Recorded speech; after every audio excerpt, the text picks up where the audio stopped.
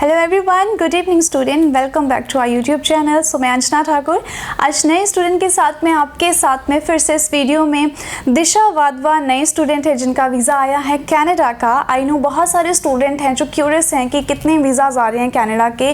Speed मैं ये नहीं बोलूँगी कि बहुत अच्छी है वीज़ाज़ की, बट येस कुछ एक वीज़ाज़ जो हम देख रहे हैं जो प्रोफाइल्स है वो बहुत ही क्रीम प्रोफाइल्स के वीज़ाज़ आ रहे हैं। आप कह सकते हैं रीसेंट पास आउट स्टूडेंट या फिर जिनके परसेंटेज बहुत अच्छे हैं या फिर जिन्होंने स्पेशली आइल्स के साथ में अप्लाई किया है एंड फाइनेंशियली स्टेबल हैं।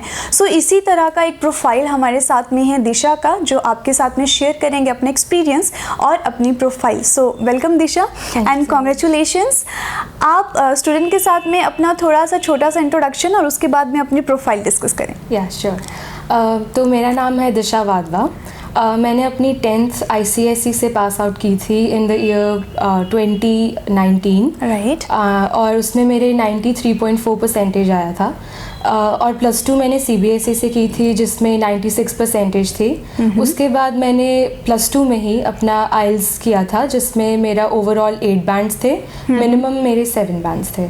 और देन आई केम अक्रॉस और फिर मेरे मतलब वीज़ा रिसीव हो गया। या सो आपका स्ट्रीम कौन सा था? बिकॉज स्टूडेंट ये भी बहुत ज़्यादा क्यूरियस होते हैं कि कौन सी स्ट्रीम के बेसिकली वीज़ाज आ रहे हैं। मेरा स्ट्रीम था ह्यूमैनिटीज़। राइट। मेरा शुरू से ही इंटरेस्ट था उसी साइड, तो मैं ह्यूमैनिटीज़ ही चूज़ करा और फिर फाइनली सो फाइनली वीज़ा आ गया। सो या बहुत सारे स्टूडेंट का जो क्वेश्चन है स्ट्रीम को लेके, बेसिकली अगर आप मेडिकल बैकग्राउंड से हैं, नॉन मेडिकल बैकग्राउंड से हैं और रेलेवेंसी में आप कोर्स चूज़ करते हो तो डेफिनेटली वीज़ा आ जाता है। ह्यूमैनिटीज़ इनका बैकग्राउंड है, सो ह्यूमैनिटीज़ के अकॉर्डिंगली ही जो मॉड्यूल्स में आपके मेन बेसिकली कोर्सेज होते हैं उसी की रेलेवेंसी में अगर आप वीज़ा फाइल करते हैं तो डेफिनेटली आपका वीज़ा आ जाता है। सो अब मैं बात करूँगी आपके एक्सपीरियंस की दिशा।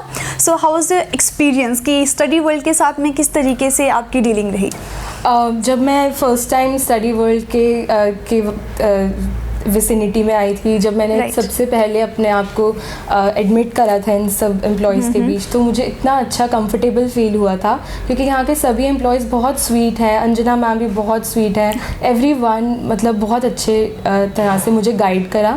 शुरू में बहुत कंफ्यूज थी मैं क्योंकि एक बाहर का देश था और मुझे कुछ समझ नहीं आ रहा था कि कहाँ से शुरुआत करी जाए। तो मुझे इन सब ने इतना अच्छे से गाइडेंस दी और फाइनली वीज़ा आ ही गया।